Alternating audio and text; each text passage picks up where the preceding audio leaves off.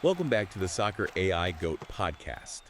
Get ready for tactical insights, strategy, those crazy what-if scenarios, all that good stuff. Let's kick things off. I'm Jake. And I'm Sophia. Welcome, everybody. So today we're diving deep into something that's got everyone in the football world talking. Is AI changing the beautiful game in a good way?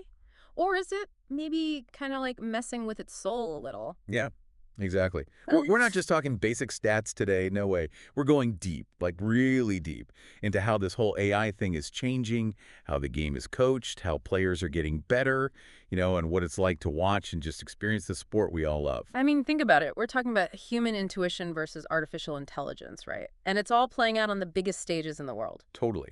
So we got all these expert opinions and perspectives to help us unpack this. By the end, you'll really understand how AI is influencing soccer, the potential problems we need to watch out for, and the whole debate that's happening among, like, the smartest people in the game. Yeah, for sure. Okay, Sophia, let's jump right in. How is AI actually changing how coaches are approaching the game? It can't just be about, like, spreadsheets and numbers, right? No, definitely not. What's really interesting is how data is being used to make decisions, like right in the middle of tactical planning. Imagine this, right? AI is going through tons of game data, and it notices that a defender, just slightly, leans a little too much to their left whenever the winger cuts inside. Now, that's something you probably wouldn't even see just watching the game, but AI picks it up. And suddenly, boom, that little weakness can be exploited maybe with a perfectly timed through ball. Coaches can plan their attacks with incredible detail and even change things up on the fly based on what the AI is seeing during the match. So instead of a coach just using their gut feeling, they've got this like super detailed analysis tool telling them exactly what to do. Hmm. But what about that gut feeling, that instinct? How does that fit in with all this data? That's such a good question, and it's something all the experts keep talking about. Human experience is still essential. Coaches need to use their own judgment and understand the context. Think about it. A computer might tell you to substitute a player based on some stats, but what it doesn't know is that that player had a really motivating chat with the coach that morning. They're fired up and ready to play. Right, right. That human connection is still vital. And I bet AI is also changing how players are actually improving, not just in-game tactics, but like overall. Absolutely. Think about training, right? AI can create these incredibly detailed simulations. It's like playing a virtual game where players can practice all kinds of scenarios they might face on the field. For example, a striker could practice one-on-ones against a virtual goalkeeper. And that goalkeeper would move and react exactly like the real goalkeeper they're going to face in the next match, all based on data. AI can also give players specific feedback on their performance, like how accurate their passing is under pressure or how efficiently they run. That means training can be tailored for each player to help them improve in the areas they need to. That's amazing. It seems like players could improve so much faster.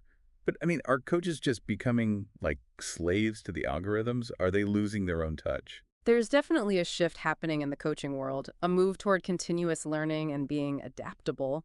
Coaches are becoming more open to these new data-driven insights, but, and this is key, there's a big emphasis on transparency within the team. It's making sure the players understand why decisions are being made based on the AI, so everyone is on board. It's not about blindly following a computer. It's about everyone working together using the data to make smart decisions. So it's a partnership then between the coach and the AI. Are we seeing this happening with the top teams in the world right now? Oh, absolutely. You just have to look at teams like Manchester City and Liverpool.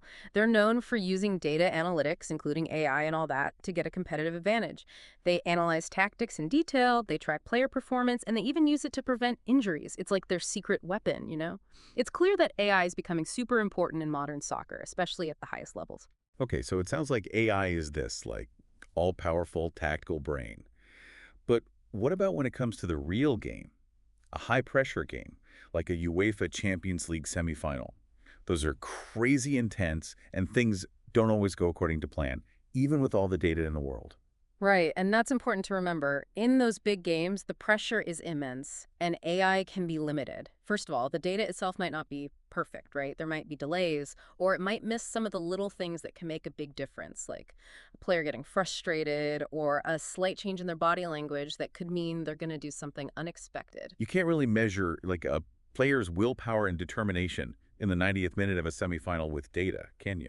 Exactly. And then there's the human element, the emotions, the brilliant moments that nobody could predict, even the mistakes, right? Those things can completely change a game. AI, even with all its power, can't always account for those things, for that human element of surprise. And what happens when the other team, the opponent, also has all this data and AI? Mm, What if they do something totally unexpected? Can AI adapt that quickly? That's another challenge. AI might suggest a strategy based on what usually happens, but in a big semifinal, you're facing a top level opponent who might deliberately do something different just to mess with you. AI is great at analyzing the past, but it can struggle when things get unpredictable like that. And let's not forget about the environment, right? The weather, the field, even the noise from the crowd. Those things can all impact the game, and they're really hard for AI to predict or account for. So it's not a foolproof system, especially in those huge moments. Yeah. Let's imagine a scenario, okay? It's the last minute of a Champions League semifinal. The score is tied on aggregate, and the AI tells the winger to do something specific, but the player, like, ignores it. What could happen? Okay, picture this, right? It's the 89th minute. Your team needs a goal to avoid extra time or penalties. The coach gets this real-time analysis from the AI, and it says the best chance to score is for the winger to stay wide on the left, use the space that's opening up because the other team's right back is getting tired, and be ready for a quick pass over the top. The AI has crunched the numbers, and it's saying this is the most likely way to score. Sounds like a perfect opportunity. Exactly. But then the winger, in the heat of the moment, decides to do his own thing. He doesn't stay wide, he moves inside, maybe thinking he can create something by passing with other players in the middle, hoping for a lucky bounce or a moment of magic. Oh no, sounds like a bad idea. And it is. He ruins the element of surprise, the advantage the AI had seen. The other team's defense sees him move, they adjust, the midfielders cover the space, the right back has time to get back in position.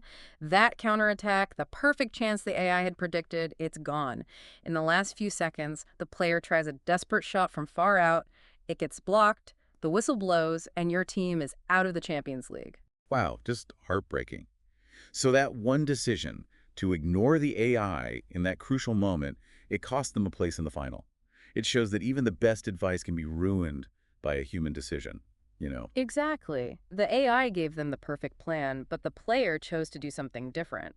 AI is amazing, but it can't always predict what a human will do, and those decisions, good or bad, can have huge consequences. It makes you wonder, though, in those intense moments with thousands of fans screaming, how can a coach even communicate with a player on the field, especially if it's a complicated instruction from the AI? That's a big challenge. The noise is incredible. You can barely hear yourself think, let alone shout instructions from the sidelines. Hmm. Even hand signals or those little message boards have limitations when the game is so fast and intense. So what's the point of having AI in those moments if you can't even communicate the instructions? Well, in those situations, AI is more about pre-game preparation. It's about giving the team the best possible plan before the game even starts and during halftime.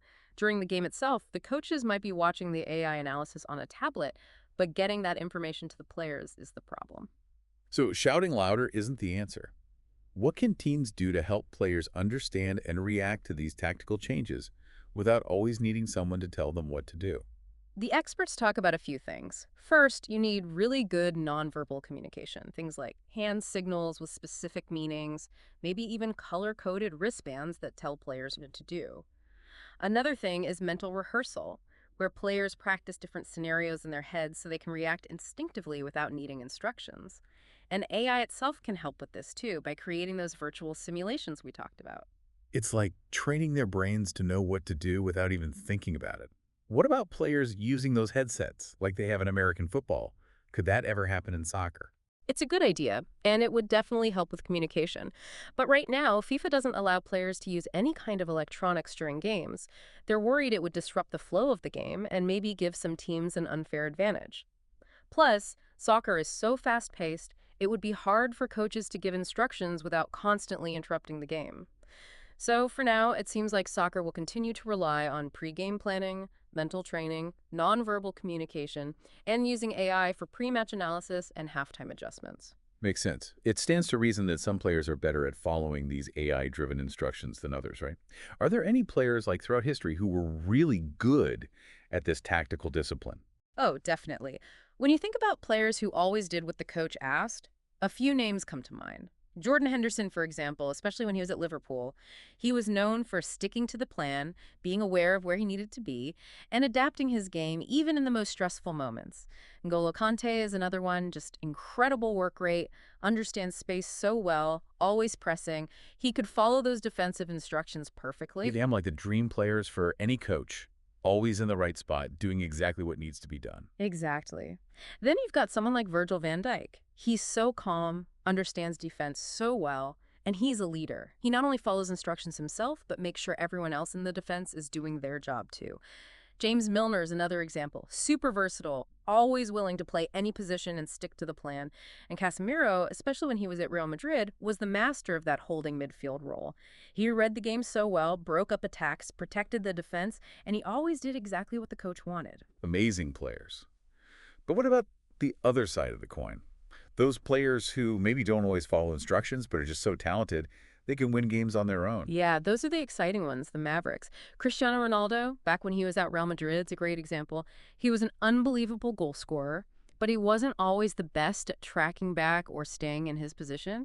He scored so many goals because he was willing to take risks and do his own thing, even if it wasn't exactly what the coach wanted.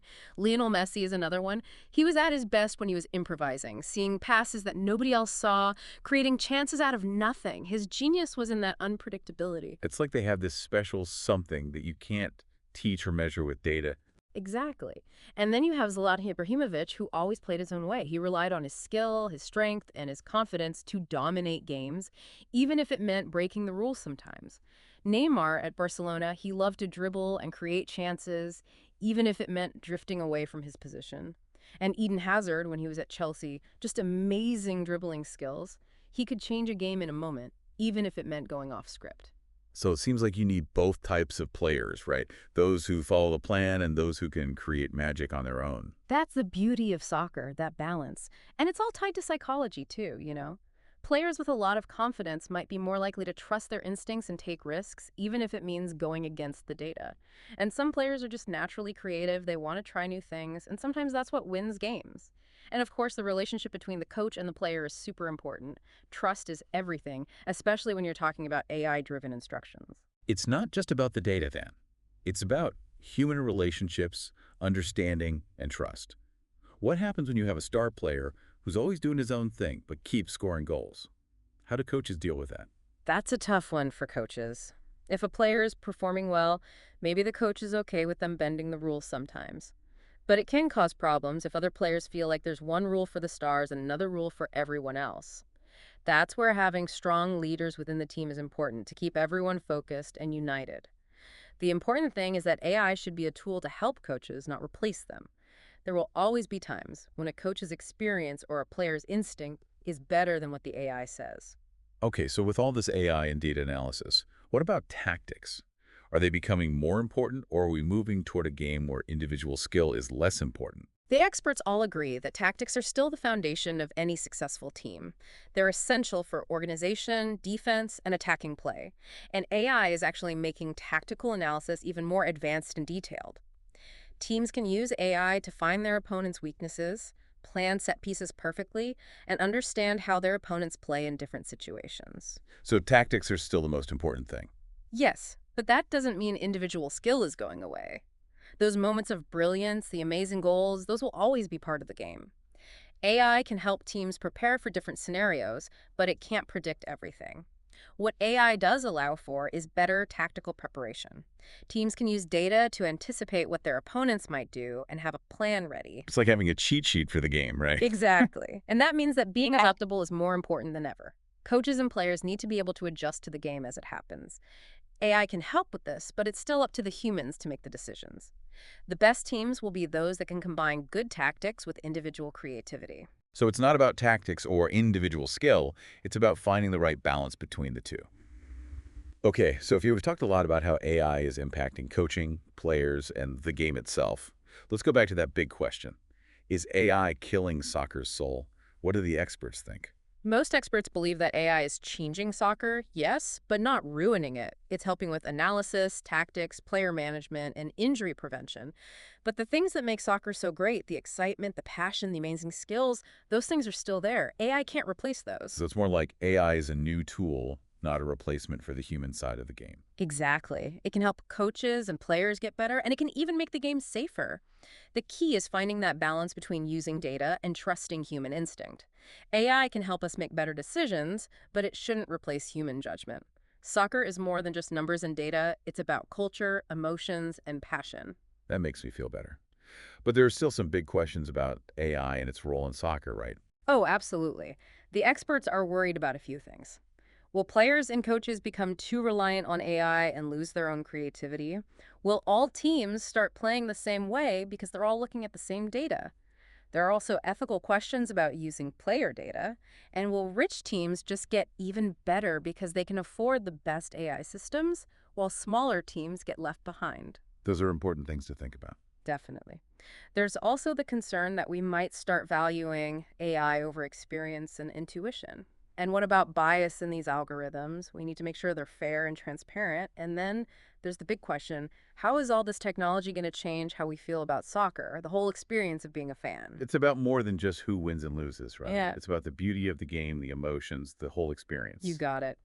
So, looking at the game right now, are there any players or coaches who are really good examples of how to use AI and data in a smart way? Yeah, that's a good way to wrap this up. Who's doing it right? A lot of people are pointing to Jude Bellingham as a player who just gets it. He's incredibly smart, he can play in different positions, and he adapts to any situation. He's like the perfect modern player for this data-driven game. And then there's Arne Slot, the coach at Liverpool.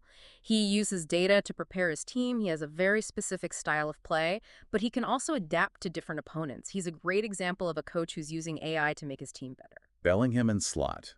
Two really interesting examples of how AI and human talent can work together. Exactly. The future of soccer is not about AI taking over. It's about using AI to make the game even better. It's going to be exciting to see what happens next. This has been an amazing deep dive into AI and soccer.